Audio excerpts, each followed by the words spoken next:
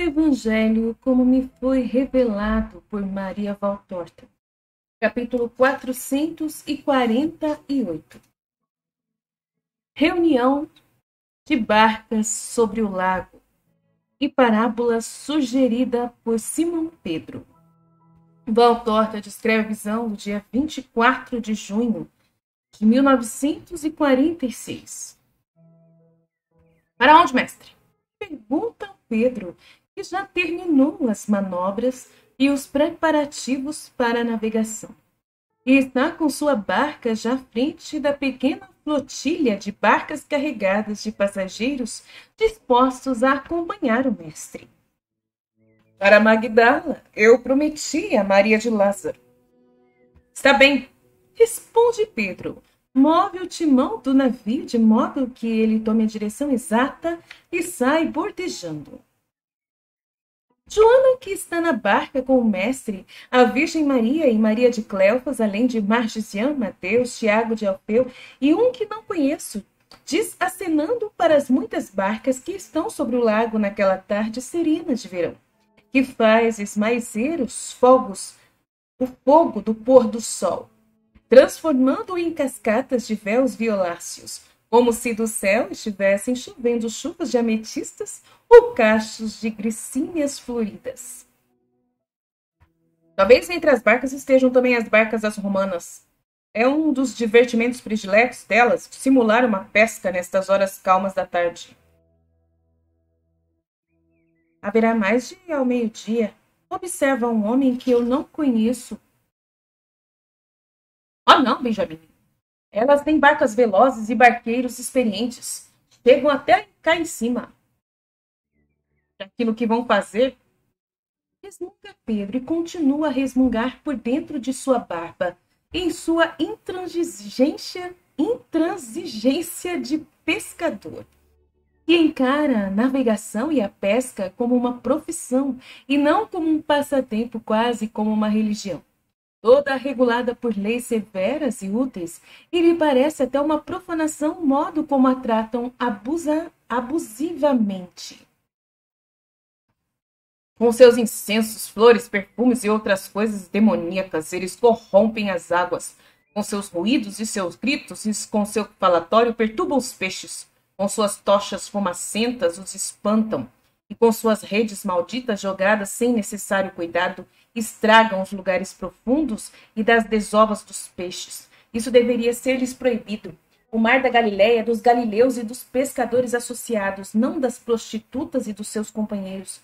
Se eu fosse o dono desse lago, vos faria ver, ó fedorentas barcas pagãs, ó sentinas flutuantes do vício, alcovas que navegais para trazerdes até aqui, para cima destas águas de Deus, do nosso Deus, aos seus filhos, os vossos.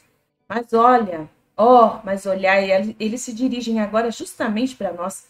Mas pode-se ver e poder-se-á permitir, mas Jesus interrompe esse discurso acusatório de Pedro, no qual desabafa todo o seu espírito de israelita e de pescador todo vermelho, sufocado pela indignação, ofegante como se estivesse lutando contra as forças do inferno, e diz com um pacato sorriso: mas é bom que tu não sejas o dono. Felizmente, tu não és. Bom para eles e bom para ti, porque a eles tu impedirias de seguirem um bom impulso impresso no espírito deles pela misericórdia eterna, que guia essas criaturas não culpadas por terem nascido na nação romana, em vez de o terem sido na hebraica, com olhos de piedade, justamente porque as vê inclinada para o que é bom. E farias mal a ti mesmo, porque cometerias um ato contra a caridade e outro contra a humildade. Humildade? Não vejo. Se eu fosse dono do lago, ser-me-ia permitido fazer dele o que eu quisesse. Não, Simão de Jonas, não. Tu estás enganado. Até as coisas que nos pertencem-nos porque Deus nos concede.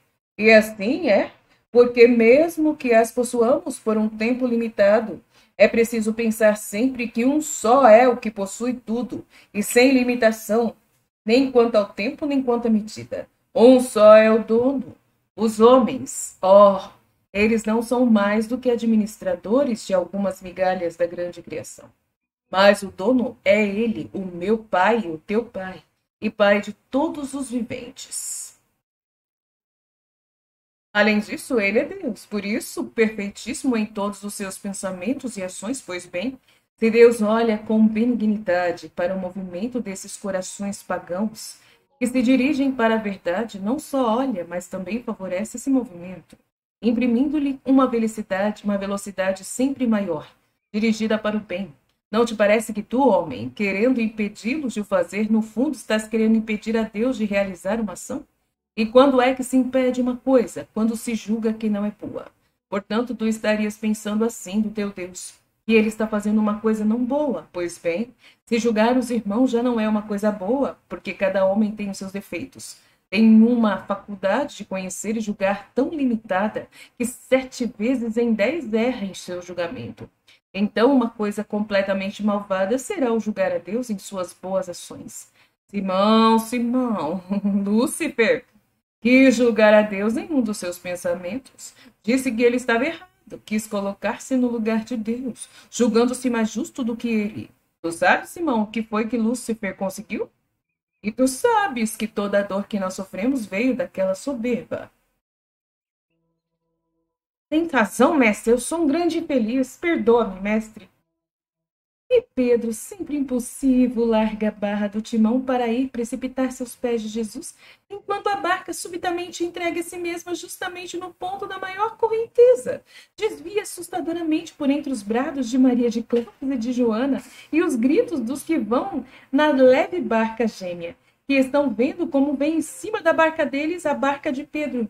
Por feliz sorte, Mateus prontamente pegou o timão e a barca toma de novo a rota, depois de uns balanços amedrontadores. E também porque, para afastá-la, os outros tiveram que usar os remos, produzindo sacudidas bruscas e agitando as águas.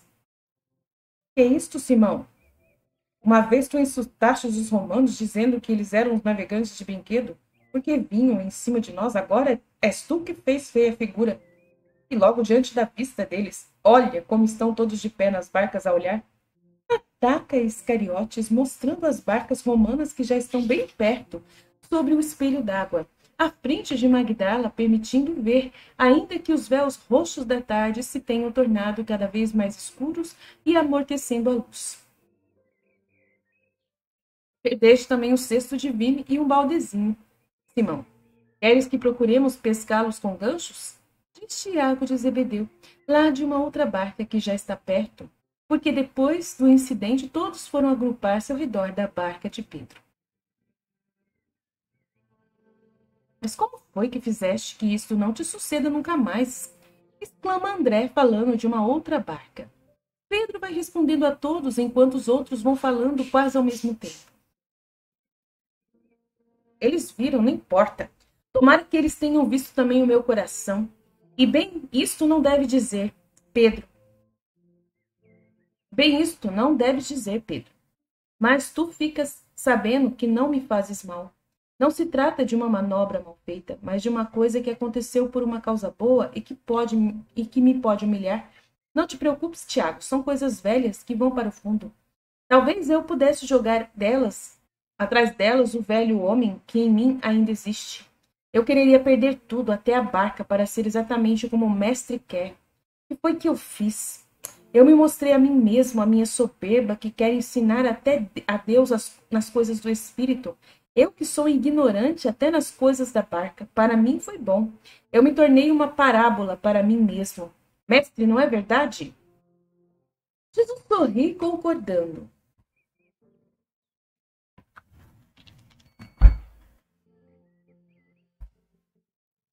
Sentado à popa, em seu lugar de costume, com suas vestes brancas em contraste com o ar, que já vai ficando escuro, tranquilo, com os cabelos levemente ondulados e soltos ao vento da tarde. Ele sobressai no crepúsculo como um anjo luminoso de paz. As barcas romanas já chegaram perto deles. Eles têm pequenas naves muito boas e velas de melhor qualidade. E também marinheiros, como não? Navegam velozes como os alciônios.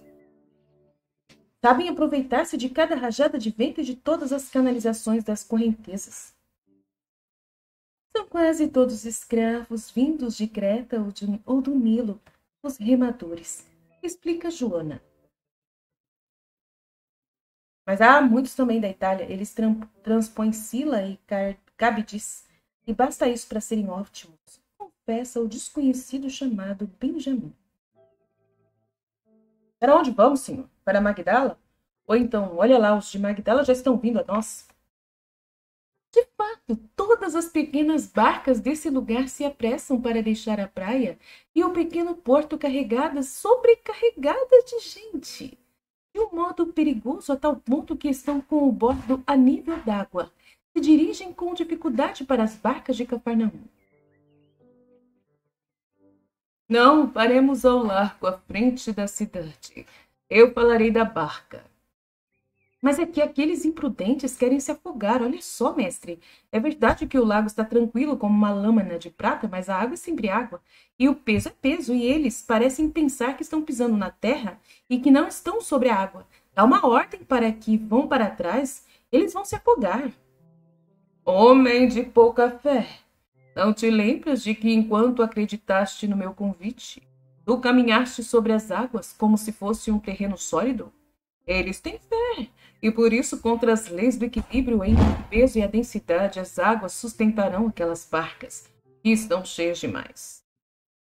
Se isso acontecer, esta é mesmo uma tarde de grandes milagres, murmura Pedro, encolhendo os ombros enquanto vai descendo a pequena âncora, a fim de parar a barca que fica assim no centro de um círculo de barcas que vieram, umas de Cafarnaum, outras de Magdala e outras de Tiberíades, e estas são as das romanas, que prudentemente vão colocar-se atrás das de Cafarnaum para o lado do centro do lago.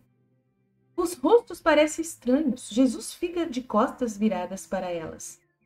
Está olhando para os que vieram de Magdala, para o vasto e sombreado jardim de Maria de Lázaro e para as casinhas que, com sua cor branca, se destacam de noite perfiladas ao longo da praia. O lago, não mais rasgado pelas proas e pelos remos, vai se recompondo em paz. É uma larga chapa de cristal jaspeada de prata devido às primeiras claridades do luar, semeada com escamas de topázios e rubis, nos lugares onde os focos dos faróis, as chamas dos archotes, colocados em todas as proas, se refletem na superfície das águas. Os rostos parecem estranhos, pelo contraste das luzes vermelho-amareladas ou pelos raios da lua, que por um lado se mostram muito claros e por outro apenas se vê o que são. Outros se mostram como partidos em dois, ou no comprimento ou na largura, ou só com a fronte, ou somente com o queixo exposto à luz, ou então com uma só das faces, um meio-rosto que se destaca em uma superfície interrompida, como se do outro lado não houvesse rosto. Os olhos de alguns estão brilhando, outros parecem ter as órbitas vazias, assim as bocas de alguns, das quais sai um sorriso aberto por sobre uns fortes dentes brancos, ou então desaparecem suas faces na sombra. Mas, para que cada um possa ver Jesus das barcas de Cafarnaum e de Magdala, estão sendo passadas tochas e mais tochas, sendo colocadas aos pés de Jesus e sobre as pequenas barcas penduradas nos remos, que não estão em uso, colocadas sobre a madeira da popa e da proa, até em forma de cachos, sobre a árvore na qual está arriada a vela. A barca está onde está Jesus, brilha dentro de um círculo de barcas que ficaram sem luzes, e Jesus agora está bem visível, revestido da luz por todos os lados. Somente as barcas romanas se avermelham, ainda por causa dos seus archotes vermelhos, cujas chamas se dobram ao sopro da mais leve brisa. A paz esteja com todos vocês, começa Jesus, pondo-se de pé firme, apesar do ligeiro balançar da barca, abrindo os braços para abençoar. Depois continua falando lentamente para ser bem ouvido por todos, e sua voz se espalha, forte e harmoniosa, através do lago silencioso. Há pouco um dos meus apóstolos me propôs uma parábola, e agora eu vou-la apresento, porque pode ser útil a todos, porque todos vós a podeis entender. ouvia. Um homem navegando sobre o lago, em uma tarde serena como esta, sentindo-se seguro de si mesmo, presumiu-se ser um homem sem defeito. Era um homem muito hábil nas manobras, por isso se julgava superior aos que ele encontrava sobre as águas, e dos quais muitos vinham para se divertirem. Vinham sem aquela experiência que se adquire no trabalho do dia a dia e que é boa para sustentar a vida. Além disso, era um bom israelita, por isso se julgava possuidor de todas as virtudes. Enfim, era realmente um bom homem. E então, numa tarde em que ele ia navegando muito seguro, começou a permitir-se o direito de expor seus juízos sobre o seu próximo. Um próximo que, segundo ele, estará tão longe dele que nem merecia ser chamado próximo.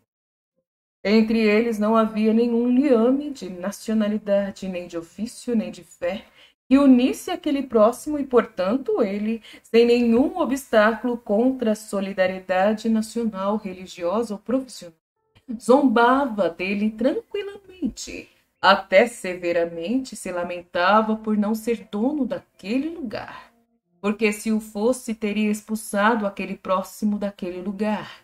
E sua fé intransigente quase censurava o Altíssimo, por conceder a outros homens assim diferentes dele poderem viver e fazer o que quisessem, do modo e no lugar onde vivia e fazia o que ele queria. Sobre sua barca havia um amigo seu, um seu amigo muito bom, o qual o amava de verdade e por isso queria que ele se tornasse um sábio. E quando se fazia necessário, corrigia as ideias erradas dele. Naquela tarde, pois, o seu amigo disse ao barqueiro: por que esses pensamentos? Não é um só o Pai de todos os homens? Não é ele o Senhor do universo? O seu sol não desce sobre todos os homens para aquecê-los e as suas nuvens, por acaso, não molham tanto os campos dos gentios como os dos hebreus? E se isso ele fez para atender às necessidades materiais do homem, não usará das mesmas providências para as necessidades espirituais? E quererias tu sugerir a Deus o que ele deve fazer? Quem como Deus? O homem era bom. Em sua intransigência havia muita ignorância, muitas ideias erradas. Mas não era má vontade.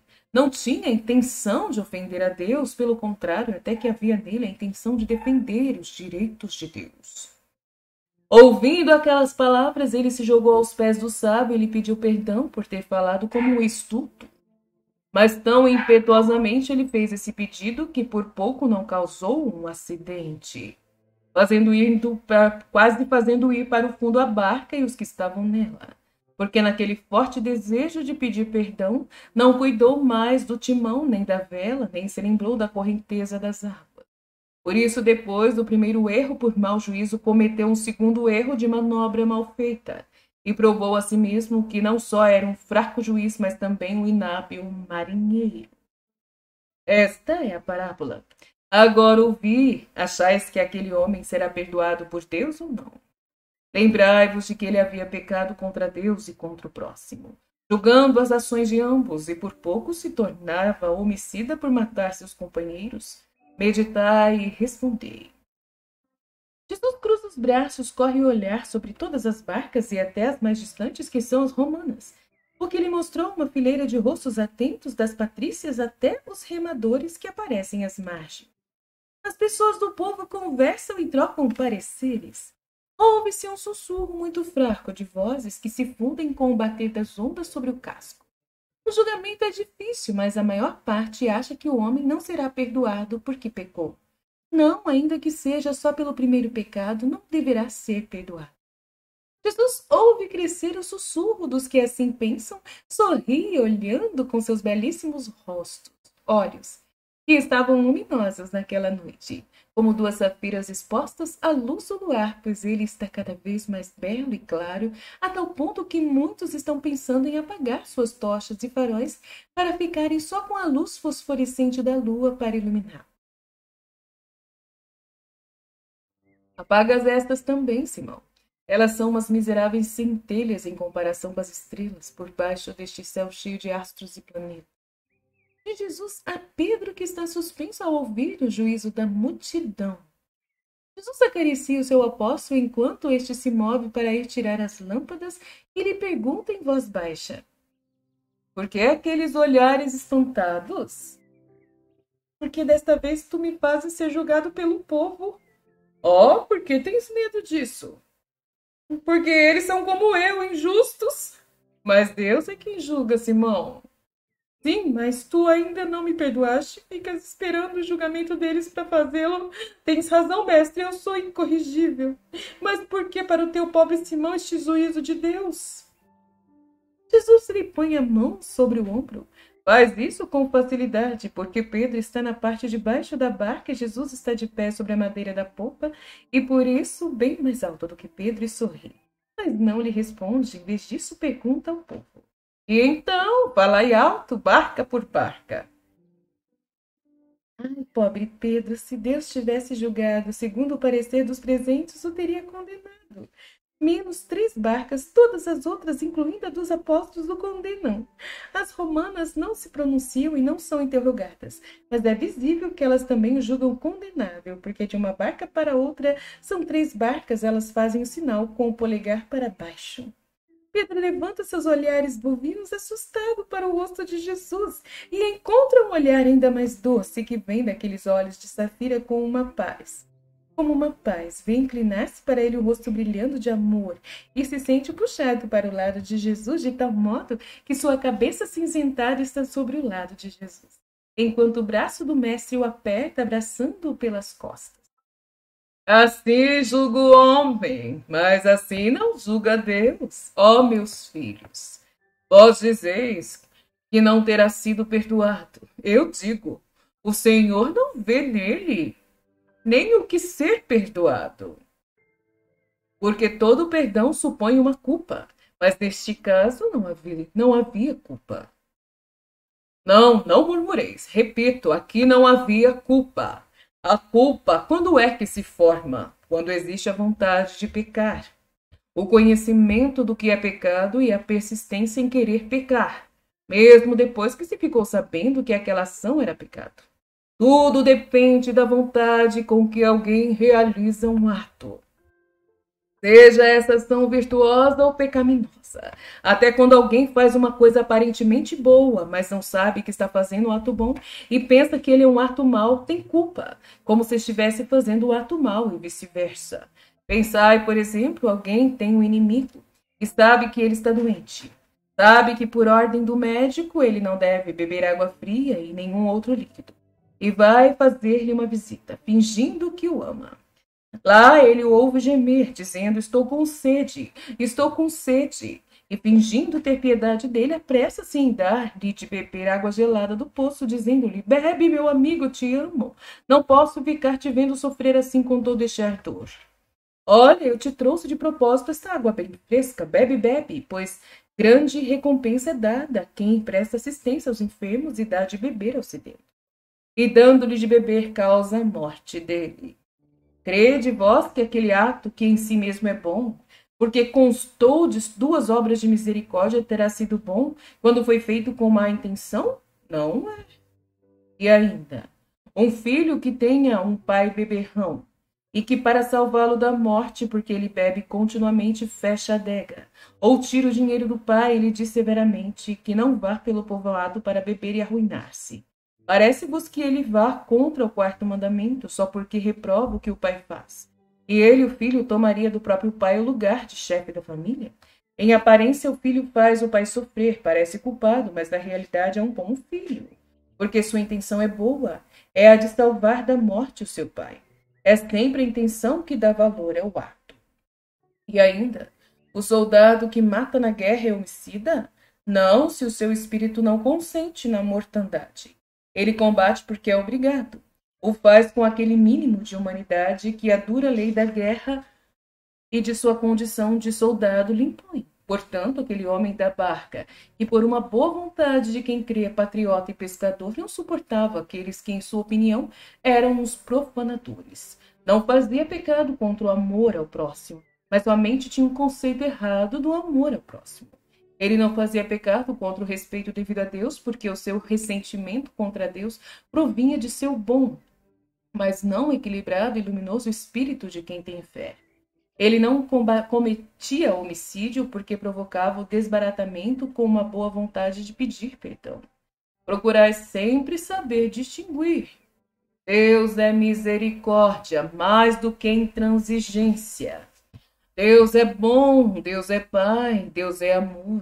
O verdadeiro Deus é este. O verdadeiro Deus abre os corações para todos, dizendo a todos: vinde, a todos mostrando o seu reino. Ele é livre para fazê-lo, porque ele é o único Senhor universal, Criador e eterno. Eu vos peço, ao vós de Israel, sede justos. Lembrai-vos destas coisas. Não façais que as compreendam aqueles que para vós são imundície, enquanto permanecem incompreensíveis para vós. Até o excessivo e desordenado amor da religião e da pátria é pecado, porque se transforma em egoísmo. E o egoísmo é sempre razão e ocasião de pecado.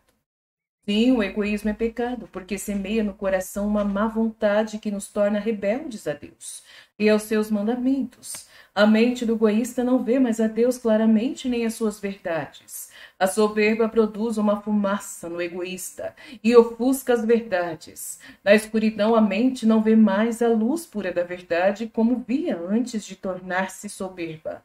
Começa o processo dos porquês, e dos porquês passa para a dúvida. Da dúvida passa para o afastamento não somente do amor e da confiança em Deus e em sua justiça, mas também do temor de Deus e de seu castigo.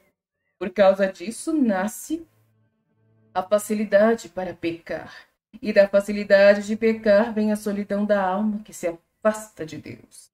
E não tendo mais a vontade de Deus para guiá-la, cai na lei de sua vontade de pecador.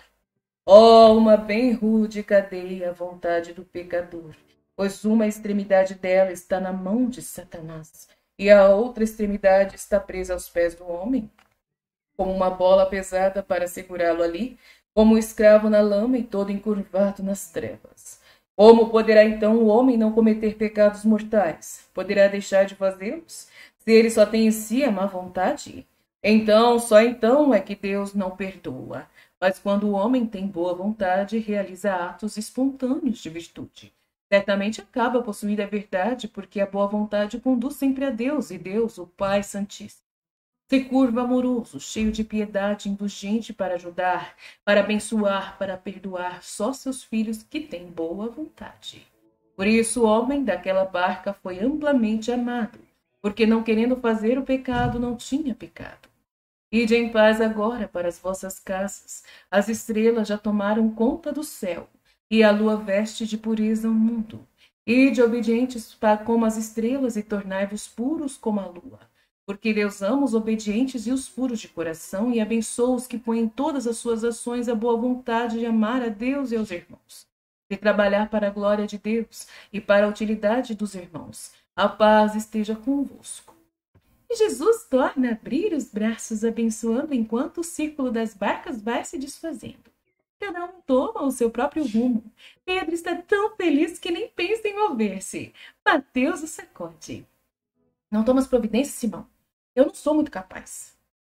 É verdade, ó mestre meu. Então não me tinhas condenado. E eu estava com tanto medo. Não temas, Simão de Jonas. Eu te tomei para salvar-te, não para perder-te. Eu te tomei pela tua boa vontade. Eia!